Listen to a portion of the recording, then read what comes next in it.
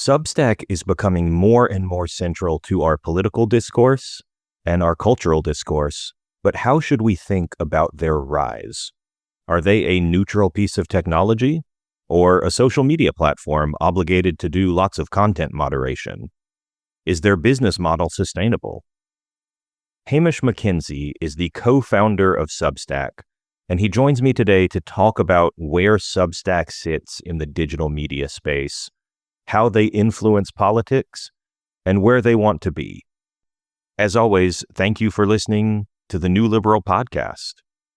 If you enjoyed the podcast, please like and subscribe.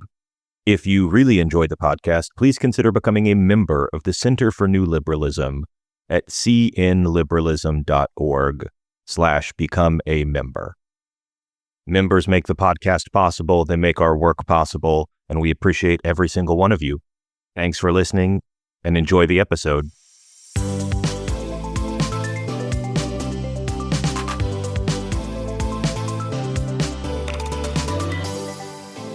Welcome, everyone, to another episode of the New Liberal podcast, part of the Center for New Liberalism. I'm your host, Jeremiah Johnson, and joining me today is Hamish McKenzie.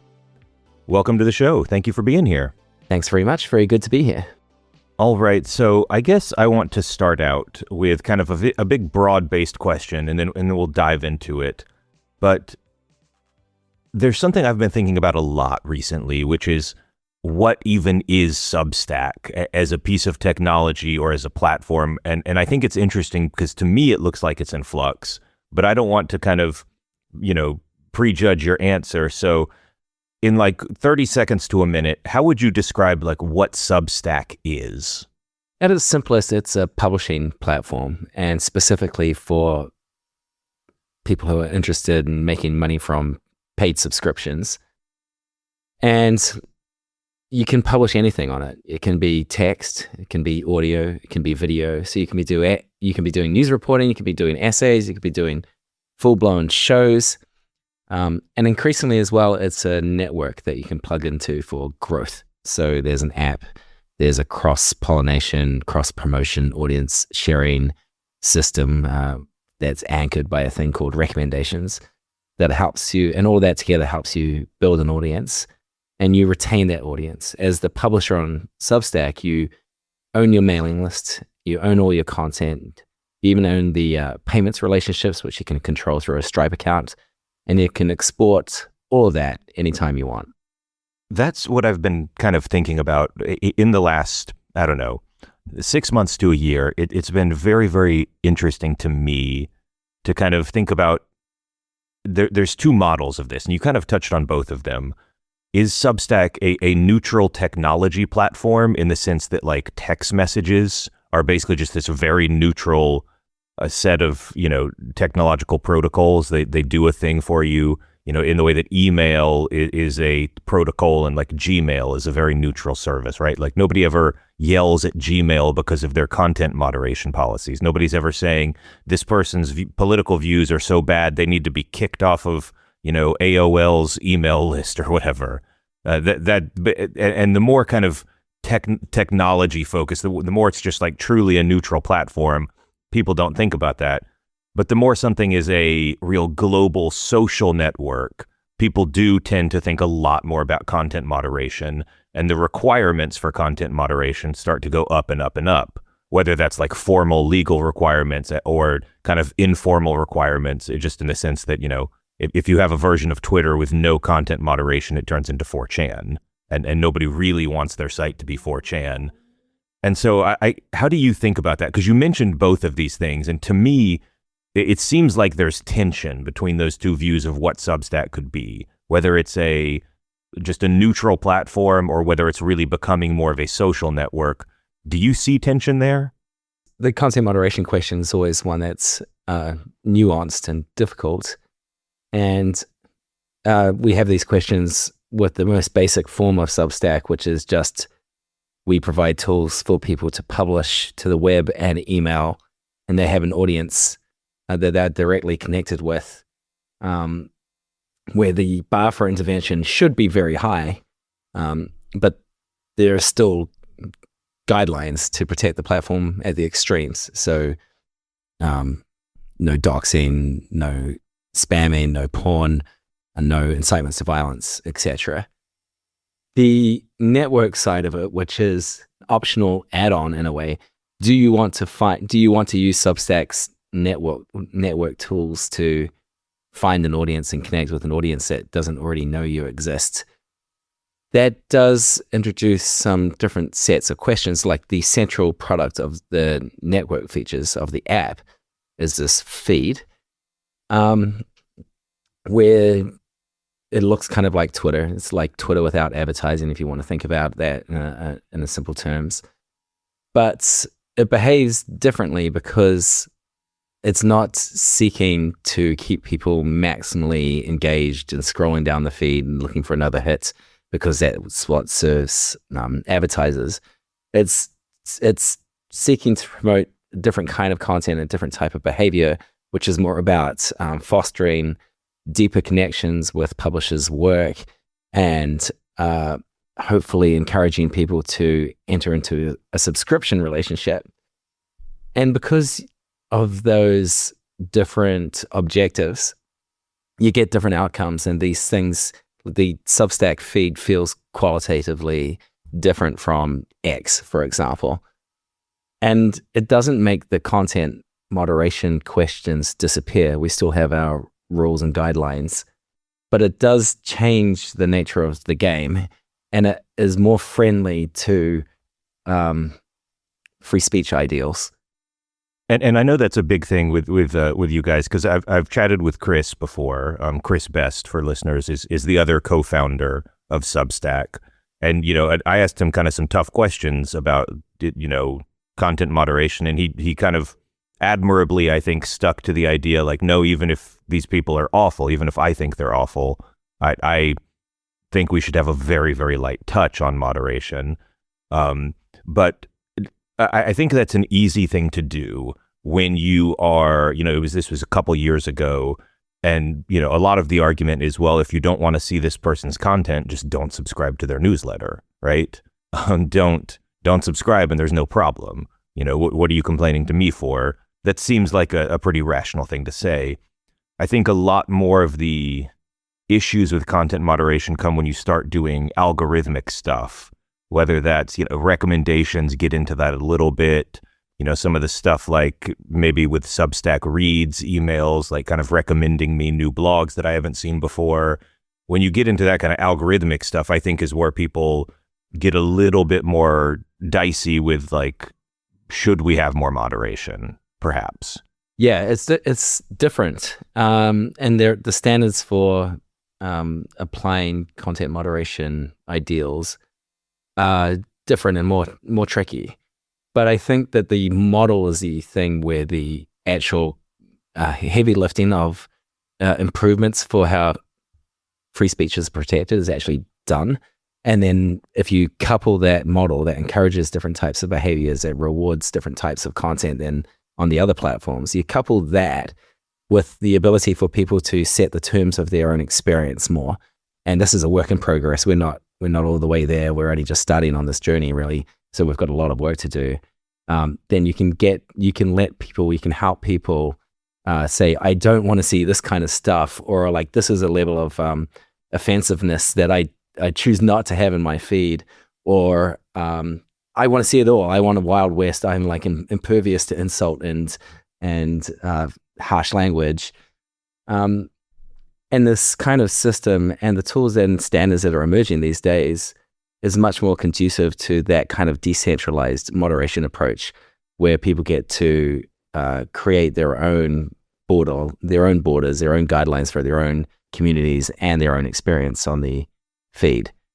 Are you interested in some of those things that you see, and for instance, on sites like Blue Sky, which have, a much more diverse set of like, you can click a button and block 40,000 people that are all part of some list, and maybe you like that, maybe you don't, but it's certainly a more customizable way to build your feed in the way that you're talking about? Yeah, I think what you'll see on Substack is similar in sort of spirit. I don't know if the mass block list thing is quite extreme, but I think I don't see anything in principle that conflicts with Substack's ideals there. But the general theme of giving people more power to curate their own experience, and when you couple that with the business model at the root of it all being different, then the likelihood of a good experience where you're not living in a totally sanitized environment, but you are exposed to some of the like cut and thrust and the vigor of robust debate.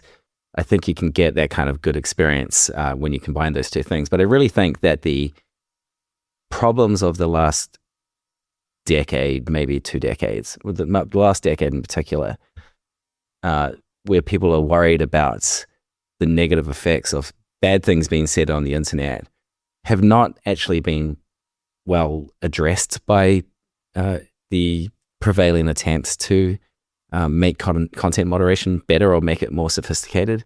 In some cases, I think it's actually making the problem worse. And to me, that says not the problem isn't that we haven't come up with a sophisticated enough content moderation apparatus over the years. You know, Twitter and Facebook and Google and all that. They've spent billions of dollars on this. They've hired hundreds of thousands of people around the world to have these complex 150-page policy documents. I think there is always going to be a need for some content moderation and some tools, especially these tools that give people the power to decide it for themselves. But I think the actual problem needs to be addressed at the root level, which is how do you have a business model that, instead of rewarding contentious behavior and content, instead of feeding off conflict and polarization and intense tribal battle, can you have a model that instead is rewarding the types of behaviors and content that are reflected in productive relationships over time, which is essentially what a subscription is. Mm-hmm. Subscription is like a gesture of trust. Even if it's just a free subscription, you come into my inbox or you come into my sort of intimate space, I'm going to have this closest relationship with you. Or if it's a paid subscription, which is the ultimate expression of trust, which is have some of my money so you can keep going and doing this important work. Well, so I'm going to do something that's normally very annoying, but I feel like I'm free to do it in this conversation. I'm going to do that thing where I say, I wrote this. Let me tell you about this thing I wrote on Substack. Beautiful. I love it. Normally, I feel like you're not allowed to do that in some of these other conversations, but with you, I'm going to do it. No, it's totally permitted with me. Yeah. I mean, because my Substack is about the social internet and how people relate to each other on social media and why we behave the way we do. And I wrote this piece called "The Internet is for Extremism" about how the social internet kind of just structurally encourages extremism in all sorts of ways, both politically and even in other ways. Even if you've watched Mr. Beast videos on YouTube, he's probably the biggest content creator of any kind in the world. And everything he does is some sort of wildly extreme stunt, whether he's giving away $1 million to a random person on the street, or he's, spending a week stranded on a raft in the ocean or whatever. Like, the internet encourages us to be really, really extreme because that's what gets attention. That's what drives engagement. And you seem like you recognize this. And when you were talking a minute ago, does Substack do anything to preempt that? Do you think that Substack has a better model where it's a form of internet discourse that does not inevitably lead to extreme views? I think extreme views will always exist. There's no way you can stamp it out just because you've got a slightly different approach to, or even a radically different approach to the business model. Like, people will still be happy to be extreme for free, and so that can't be stamped out. But I do. Maybe one suggested edit on your piece is it's not really the internet itself that encourages the extremism. But the business models, sorry to sound like a broken record, the business models that have dominated the internet as we've known it so far have, they support and encourage and reward the types of behavior that keep people maximally titillated and maximally sort of emotionally piqued. And so I think if you can change the model to something that is much more based on trust, much more based on relationships, and we're not pretending Substack is perfect or this model like solves every problem under the sun, but if you can change the model so that is like rewarding your, I'm going to subscribe to your Substack if you keep showing to me over time that you are producing interesting stuff and that's thought-provoking, that I feel like you're not cheating me, that I feel like you're not gaming the system for some dopamine explosion, then I think you get different outcomes. And I think you can actually feel it on Substack as a consumer. I hope people can. Like the experience of being on the Substack feed, the experience of reading a bunch of Substacks, the experience on listening to Substack podcasts, it's just totally different to the experience of other social media platforms. And it's not because we came up with a clearer idea on content moderation or stamping out extremism. It's because we have a different business model that rewards different types of content and behavior. And it's such a, like, I'm going to say it so many times, it's just going to become boring, but it seems so stupid and simple. But the actual outcome of changing that core thing at the heart is like profoundly different from what it would have been without that. And one thing I liken it to is the difference between a car that's powered by an internal combustion engine versus a car that's powered by an electric motor. They both are cars. They both look similar. They operate on roads and they use the same infrastructure. But when you change the powertrain, you get totally different results. You don't have a tailpipe, for example, in an electric car that's spewing out the fumes into the atmosphere. And you also have to like have a different type of supply chain to build those powertrains and build those cars around it. And you have to have a different manufacturing process. And then the car operates slightly differently as well. The acceleration on an electric car is extremely smooth and fast and highly responsive. And so the thing about Substack that is special, the thing that about Substack that is its real product, its real contribution to the world, I think, is this different type of business model that is unlocking new types of possibilities, not only for the internet, but I think for culture. Well, since we're talking about the business model now, I have some questions. I'm curious how you see the future of the business model, because Substack right now is not nearly as big as it could be. If you think about, what is the potential for Substack's growth? It clearly can grow, and it has been growing. And one of the things I'm curious about is, how do you see the total like addressable market of Substack? What is is this like something where like, oh, this is going to eat the entire journalism industry in the US? Or the world? That's the total addressable market? Is it some, fraction of that? In the end, like, how many people are we going to be able to get to pay for newsletters? Because I'm always curious, like, is that going to become more and more normalized over time where everybody's, even your mom and your aunt are paying for one or two newsletters? Or like, I'm curious how you see that, because the Substack still has some room to grow, but it seems like to grow a lot, we're actually going to have to change like people's relationship with media to some extent. I think Substack is a small fraction of what is currently a small fraction of the size it will ultimately grow to. And I think for now, you still talk about it as newsletters, for instance.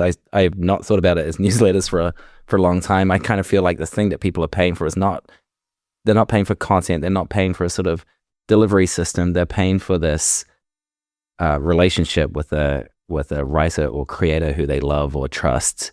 In some cases, it might be a small group. In some cases, it might be like a largish publication or a largish media organization. We see the likes of the Free Press and Zateo emerging on Substack in recent years. But I think what we've seen so far is people default to thinking of Substack as kind of like a journalism-centric platform, which is true. Like the DNA of Substack is kind of rooted in journalism. I'm a former journalist. When we were starting Substack, the first people I went to go and convince them to be on the platform were journalists. And it gets talked a lot about in the media because journalists love talking about journalism and journalists and themselves. But I think ultimately that will only be a part of the Substack ecosystem. Journalism, media people, bloggers, academics, analysts. That's a really influential set of people. It's an elite group, but it's not the vast majority of the people who make media on the internet. The vast majority of people who make media on the internet actually never touch a desktop computer in their daily lives. They aren't accustomed to reading things through email, or their audiences aren't. They mostly hang out and spend time on the likes of YouTube and TikTok and Instagram.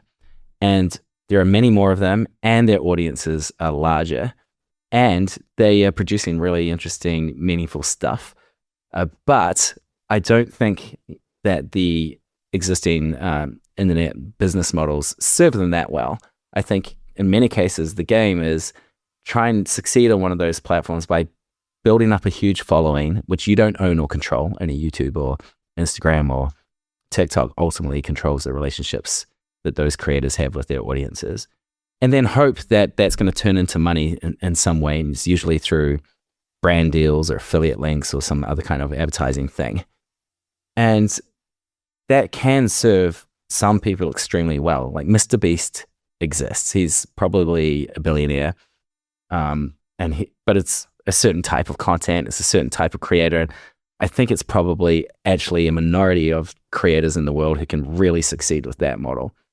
But the subscription model, the direct subscription model, so you're not subscribing to Spotify or YouTube, you're subscribing to a creator or an artist going direct. That thing can unlock special magic from the universe. And the numbers don't have to be as intense for them to be really interesting. So if you can get, you might need 1 million people following you on TikTok before you start to get interesting money from brand deals. But if you have 1,000 people who really care about your work, really care about the subject that you're covering in because it's not well covered elsewhere, who are willing to pay, say, $50 a year to be a subscriber to your Substack, then you can make a living in most places in the world. TikTok in particular is very interesting because TikTok, the follower counts on TikTok, I don't want to say they're fake because they're not literally fake, but metaphorically, spiritually, they're totally fake and meaningless. In that, like, TikTok doesn't serve you as a user. It doesn't serve you videos from people you follow. It serves you whatever their algorithm gives you. And so, like, there was a big New York Times piece, I think, recently about, like, these people have huge followings and, don't make any money. And the thing is, every person that they said had a huge following, it was never a YouTuber, it was never a Substacker, it was always on TikTok. That it was somebody who's like, 400,000 followers on TikTok. And yet I went to their pages and, this video that they put out only has 7,000 views. Which is that's not a thing, for better or for worse, that would ever happen on Substack. If you have 400,000 direct subscribers on Substack, they're getting the emails, They're getting, they have a more completionist experience. And all the other platforms are becoming like TikTok because they have to. Because TikTok is the ultimate expression of that attention economy game that is going to win with advertisers. Although there is a wrinkle to this because they might be about to be booted out of the United States. Yeah, if I could take a left turn, sorry, I'm curious your thoughts on that, just because I don't want to forget to mention it. As somebody who, is kind of in the same space, you're not a direct competitor to TikTok, but you are kind of in the content, kind of social media game. How do you think about the TikTok ban? Well, I don't have a moral judgment on it. I think it's a really tricky issue. I think, like, banning a major platform that so many people use and love and brings value into people's lives is a huge move and really uncomfortable thing to do. And I also see the other side of it, which is if you want to have an information weapon as a foreign adversary,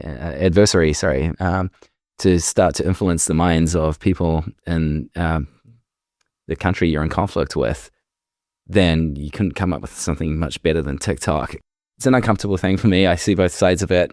But I kind of hope that it is, if TikTok does have to exit the US, that it highlights something very important, which is that all these people who have built their audiences on TikTok, and in many cases their livelihoods too, they're so vulnerable when the platforms ultimately control those relationships, because they're going to lose their audiences that they've built up on TikTok over time, and like potentially their livelihoods are a big part of it. They'll try and diversify, but all those platforms are the same. You don't have the ability to export a mailing list with all your audience on it from those platforms. And I think there's going to be a time in the internet in the upcoming years, Substack is at the start of it, where that is going to be a table stakes demand for all creators, is that, no, I need to own my audience. And so perhaps this moment with TikTok could be a transition that highlights that vulnerability in the old models and emphasizes the need for creators to be much more in charge of their own destiny.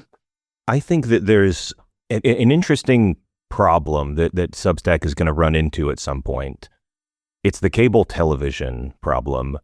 And basically, one of the things that I think about is how cable television was a dominant thing in the 80s and the 90s and the 2000s. And then eventually we had this great moment of like, everybody's dropping cable television and they're just going to Netflix and they're going to other streaming services. And for a while, there was this like great cost savings. Like, I can get all the things I want and none of the things I don't by just dropping expensive cable, and I'll go pick what I want. I'll get this $15 subscription to Netflix, and maybe I'll get Amazon Prime. And for a lot of people, this was great. But what we've run into recently is that now there are 30, 40 different streaming platforms maybe. And if you actually want to watch all the shows you want to watch, some people wind up, subscribe to 10 to 15 different things. And all of a sudden they realize, I'm paying more than I ever did for cable. Like, what the hell? And so you're almost starting to see, after the great unbundling, you're seeing a rebundling. And I'm starting to think, for people who care about reading particular stuff, maybe back in the day they would have subscribed to their local paper and they would have subscribed to a national paper like the Times or the Washington Post, and they would have gotten some magazines, and maybe they get a women's magazine like Elle, and they have some men's fitness or whatever. Now they're in the unbundling phase where I can just subscribe directly to my favorite men's fitness Substacker, and he'll have workout recommendations and, what to eat to gain muscle. And I can subscribe to the politics that I like and the news that I like. But I wonder if there's a moment coming where we kind of realize, oh, I'm now subscribed to 30 Substacks and I'm paying more than I ever did for all these papers. And like, are we going to run into that moment? And this would only happen, I think, if Substack was really, really successful and gets really big. But like, to me, that kind of limits the addressable market in terms of like, are people going to have a backlash at some point? There's too many damn newsletters out there. Yeah, I think it's an exciting problem to have, and we do get this feedback a lot. Like, there's so many Substacks I want to subscribe to, but it costs too much money, and I am like bleeding out of my bank accounts. Well, first thing is, I wonder if we've been undervaluing as a populace, as a culture, if we've been undervaluing the importance of good media, good culture, good journalism, and underpaying for it. That's this model in some ways unlocks something or fixes a bit of a market problem by actually helping the people who make this stuff fully realize the economic value of the work they're doing and how much it contributes to people's lives. So I think there is a kind of a good correction in that direction. But on the, if this becomes a problem for Substack, what does it mean and how do we solve it front? I think at the moment we're still in the early days where the biggest task for us is to get people to hear of Substack, understand what it is, and subscribe to one person. The next biggest task is to get them to subscribe to another person, so they're subscribing to two. And beyond that, there is a cohort of media nerds like you and me who have too many subscriptions. And we want to then grow that group so that more people start to feel the pain of how much money they're paying to support good writing and good culture and good writers and good creators on Substack. But once you get to that point, then you do get to play around with interesting ideas around bundling which can be a win-win situation, a win for the platform and a win for the writers who start to get, and the creators who start to get subscriptions and shares of those dollars that they might not otherwise ever have got. And there's pretty good established math around this. Don't ask me to explain it because I'm too dumb. I'm not a technical guy, I'm not a math guy. Well, I mean, I'm not a business guy, but I remember the quote from some old class that I took where like, there's only two business strategies in the end: bundling and unbundling. So exactly. I was building up. Yes, I was building up to that. That's exactly right. So we'll follow that same pattern, I think, and it will be good for consumers and it will be good for the publishers. But I don't know exactly what that's going to look like. There are various guises that can take. I'm curious about the 10% slice that you guys take of revenue, basically. It is significantly smaller than you see on some other sites, which are not really directly comparable. But if you think about like Twitch or different streaming sites, they typically take a greater cut than that. YouTube, I think, splits 55-45. And part of this is because video advertising is a different thing. Like it costs a lot more to host the kind of video volume that YouTube does. I don't think you guys would be very happy with their bandwidth bills. And they have people selling those ads, right? Like human beings go out and sell those ads. But in terms of 10%, I'm curious if you guys think, just again, we're from a business perspective, long-term business plan, is that something that you see as like, we want that to continue to be just the model is 10% going forward, it should not change? Or is this the kind of thing where like, similar to how different meal apps and, Uber and whatever, the millennial lifestyle subsidy for a while existed, where there were startups that were in startup mode and were offering, cheap services with very low fees. And then eventually to become profitable, they kind of had to raise their fees. Do you think that moment will ever come for you guys where like we've grown to maturity now, we now have 10% is going to change? Do you think that's something that comes a few years down the road? Yeah, it's not something we're thinking about right now.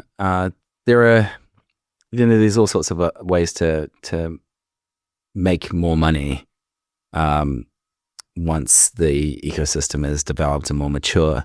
And we're not really focusing on those questions right now. We're focusing on building the ecosystem and helping to make great features and make great tools for publishers and how to build great experiences for consumers.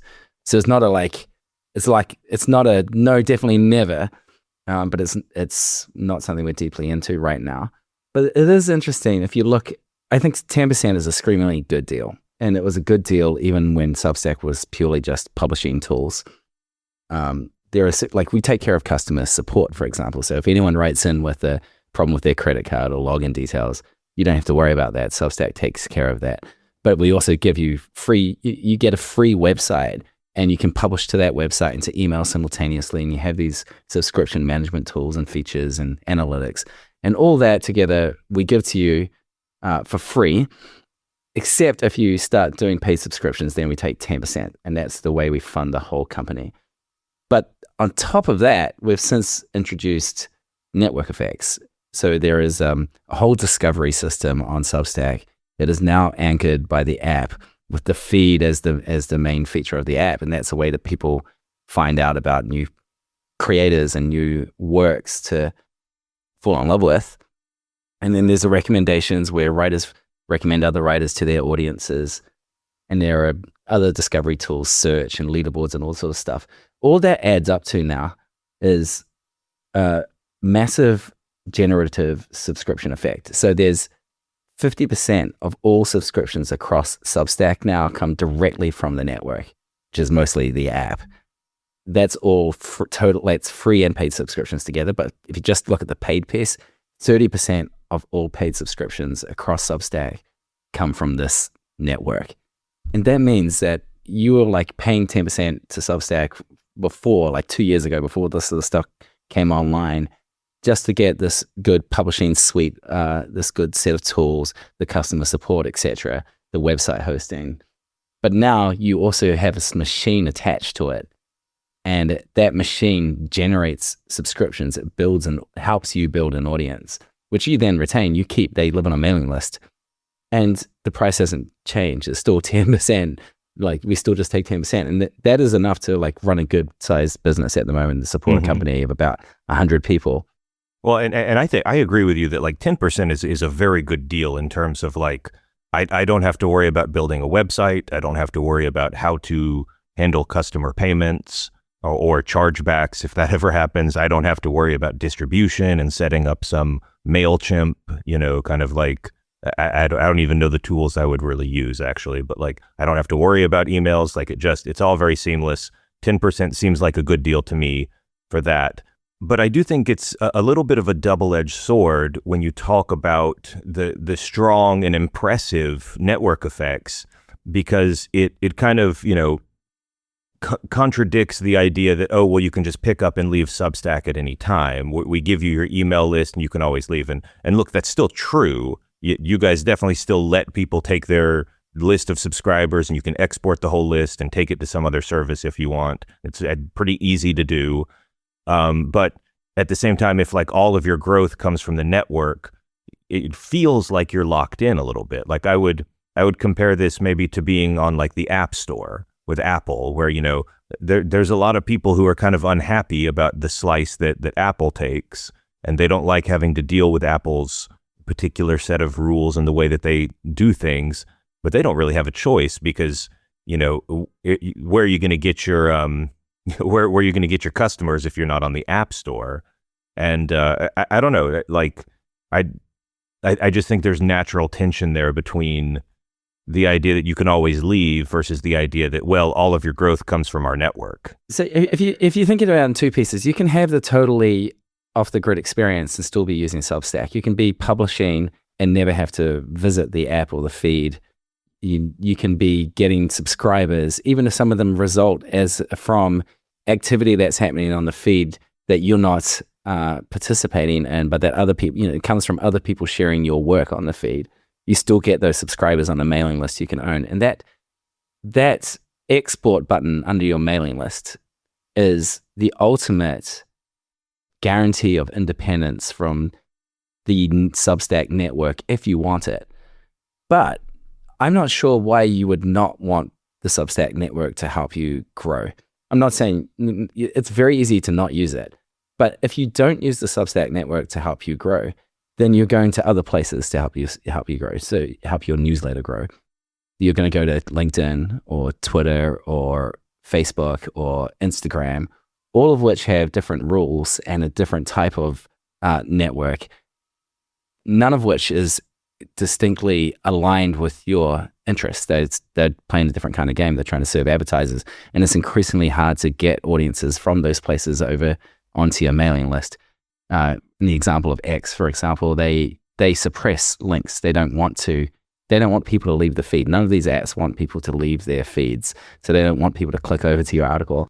Yeah, it's actually a big pain in the ass for somebody who's always trying to share Substack links on some of these sites that they get delinked, right, or delegitimized, downranked, I guess. Right. So what we've done and through that frame, we haven't created a system that you're obliged to use that you're locked into and can never leave. We've created an alternative to those other places that you might use to grow, or an additional place. Like you still should be on Twitter, you still should be on Instagram, Facebook, etc., talking about your stuff, your Substack stuff.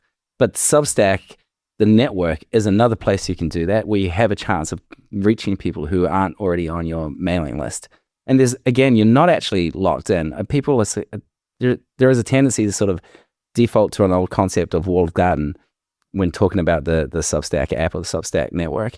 That is not a walled garden. A walled garden is when you can't take your content, you can't take your audience anywhere. The Substack is the opposite. It's like a garden with a massive gate that people can walk out anytime they like, and there's no way we can stop them. The only way we can keep them in the ecosystem is if they feel like they're getting really good value from it. Yeah, and let me extend this metaphor with the App Store, I guess. And I should ask first, like, you guys still are you have a Substack app, but all payments do not go through that, right? The vast majority of payments do not go through Apple's in-app payments, although we've done a few pilots to explore if that's worth it. And that's mostly because the 30% fee that they charge, like, which is standard, right? Yeah, yes, that's mostly because of that. Because all of a sudden it moves from, creators are getting 90% of the money to creators would be getting 60% then with Apple's 30%. Or they have to pass on the cost to their subscribers, which is also an uncomfortable thing. And it's strange, right? Because creators don't get distribution through the App Store. But something like a games company or an app company does. And it doesn't make any sense to me that the creator should have to pay as much as an app company does or a game developer does to Apple, given that they get no distribution through the App Store. But that is the current position that Apple has. Well, and I can see how that's frustrating for you guys. I know that a lot of people in a lot of different companies have been frustrated by the App Store and their policies and the cut that they get. But at the same time, like, I don't want to nail them down too much because, look, like, when Apple created the App Store, it created an entire industry of where people can get paid for making apps, and that's not a thing people even dreamed was possible, for a while. Like, it exploded in a massive new industry, and that's almost how I conceptualize Substack as being similar. Is like Substack is a platform where people can come in and get paid, and the platform takes a small cut, maybe a smaller cut in this instance. But it allows an entirely new form of work or an entirely new economic model for, in one case, app developers, and in this case, writers or photographers or whoever it is. And so I want to give the App Store credit on that.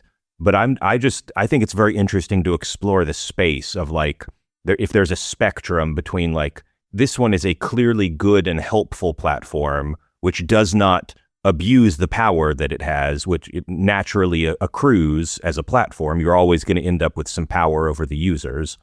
And then on the other end of the spectrum, there's like, this is a clearly harmful platform, which has a monopoly and is bullying people who have almost no choice but to use it. And, it's just kind of interesting to think about how Substack is trying to stay on the good end of that, I suppose.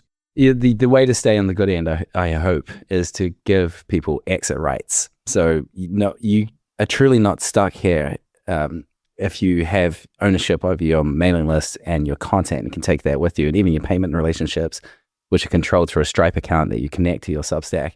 And there are other places you can go and, like, set up shop there. And you could still be on those other places or roll your own system and still take advantage of the Substack network, and your links are not going to be penalized in the feed, because our game is not to try and keep people maximally engaged on the feed forever, like scrolling down for one more dopamine hit so they'll see more ads. How often do you see people taking that option? And maybe I'll even break this into two different things. Like, if you leave Substack, you kind of have two things. You can go to what I'll call a Substack clone. There's Ghost, I think there's Beehive, not to, like, advertise all your competitors, but there are companies that have popped up that essentially they're newer than you and they just do the same thing. But then there's also, I don't know what you would call it, maybe like the stratechery option with Ben Thompson. And I've chatted with Ben. I know that you guys have chatted as well, and that was a inspiration for Substack, but he just does everything himself. It's total. And he's a tech guy, so maybe he, like, feels comfortable doing that. But that's like, he just built everything himself, and he has his own empire, and he's big enough that maybe it's cost efficient for him to do it that way. But in terms of those two options, like, do you see that there is a lot of people exercising the exit rights, or is that not something that most, it's a very small percentage of people? It's more common that people who have left have come back to Substack because they miss the growth and the sense of community as well, which is actually a big thing. If I were a publisher starting out today, or I'm trying to start a new publication, I want to go to a place where then there are not only good publishing tools, but there's an established ecosystem that I can tap into, where people are familiar with this type of work being done and this type of model, and are actually, like, ready to pay to subscribe to the things that they find valuable. And in that kind of ecosystem, I've got much more of a shot of success than if I am scrapping together and duct taping together various tools in some other place and still having to heavily rely on these social media systems like Twitter and Facebook and Instagram for growth, most of which are frankly hostile to my attempts to grow. So I think that there is a delicate line to walk. We don't want to create a system where people feel like they are serfs in a digital kingdom, but we want them to have the ability. We want writers to have, and all creator types, to have the power of ownership and the power of network effects.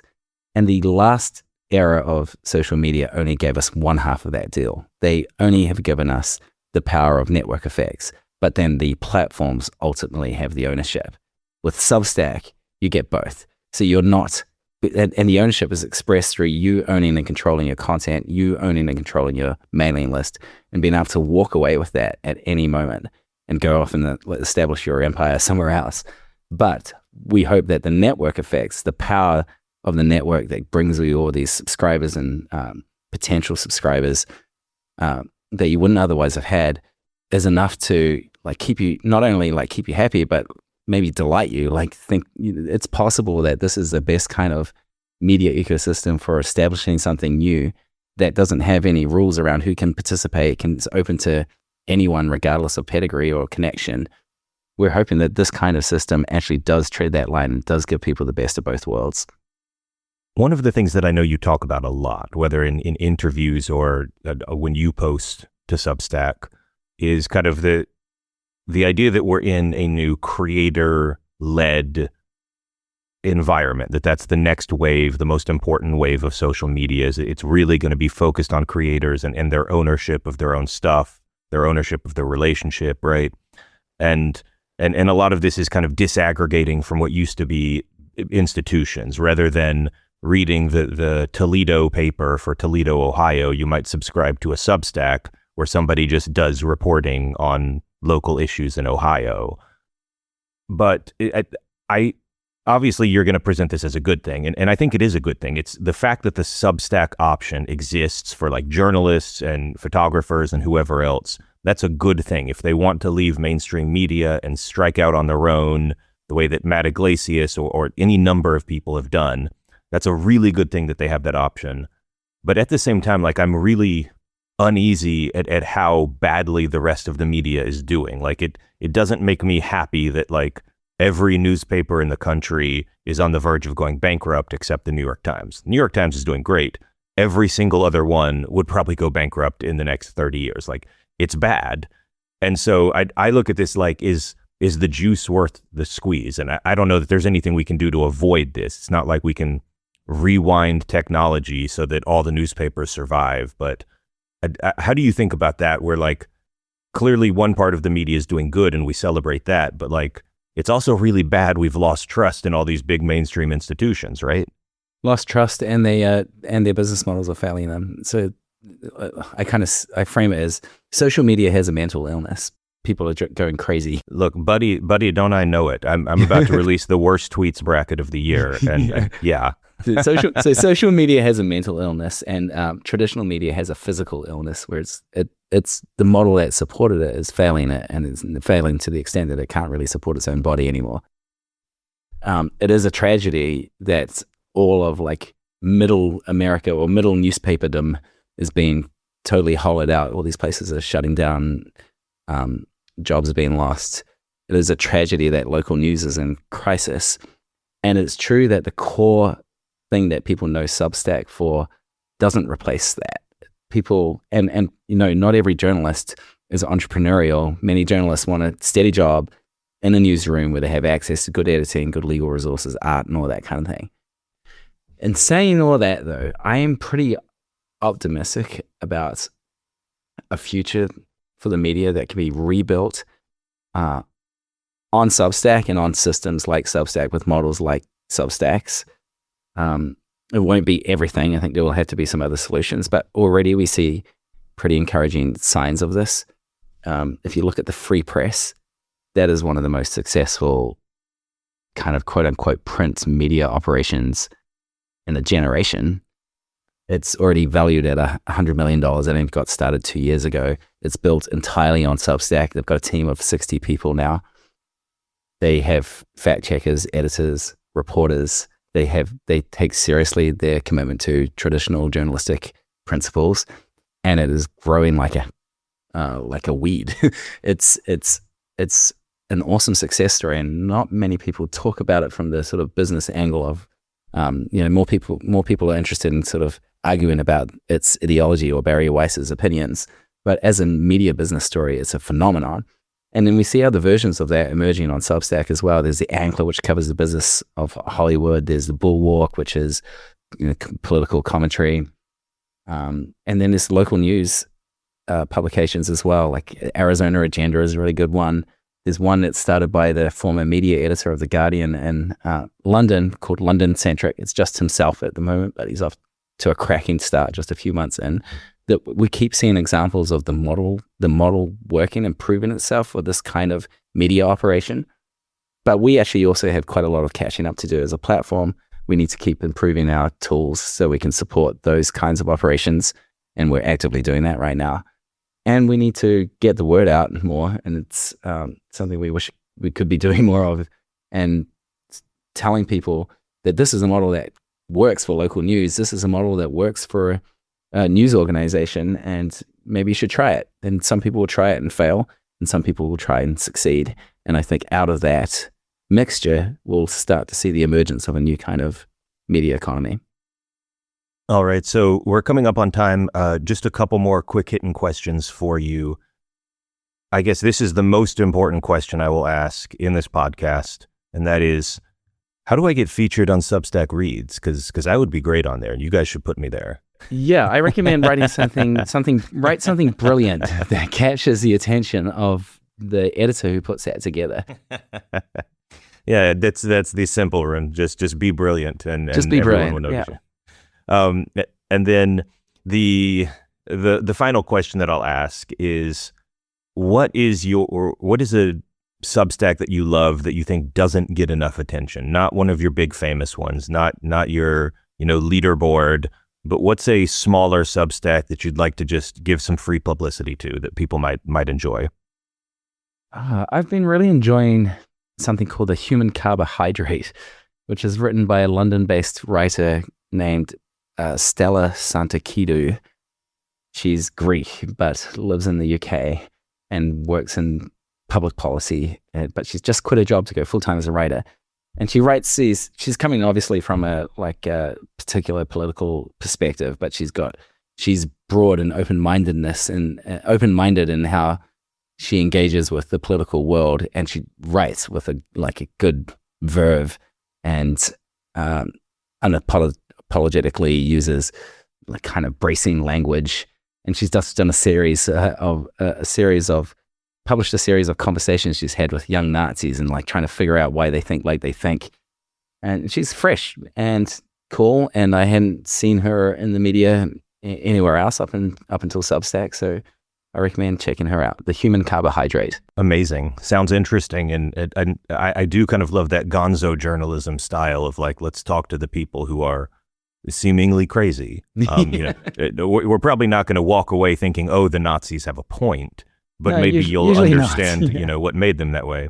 I'll throw one out there as we close the podcast. One of my favorites is, I think the URL is just weibo.substack.com.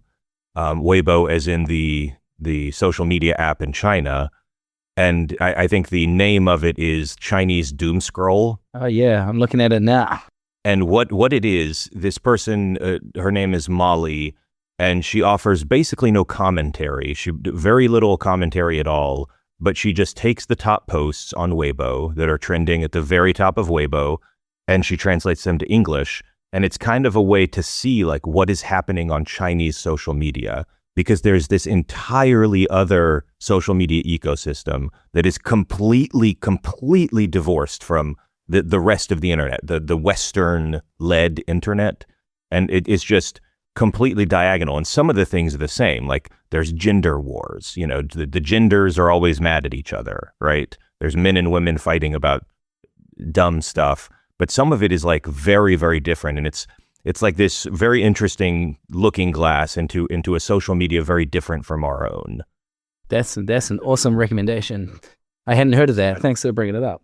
I'm a big fan of Chinese Doom Scroll. And again, it's not, there's no commentary. She's not telling you what she thinks. She's pretty much just translating what's hot on Weibo right now. And sometimes it's just weird. Sometimes it's like, hey, here's a grandma who is selling rice cakes for, 50 yuan or whatever the case may be. Like, I don't know. But I think with that, we're coming up on time. So I want to say thank you one more time to my guest, Hamish McKenzie. Thank you for coming on the show. Thanks, Jeremiah. I really enjoyed the conversation.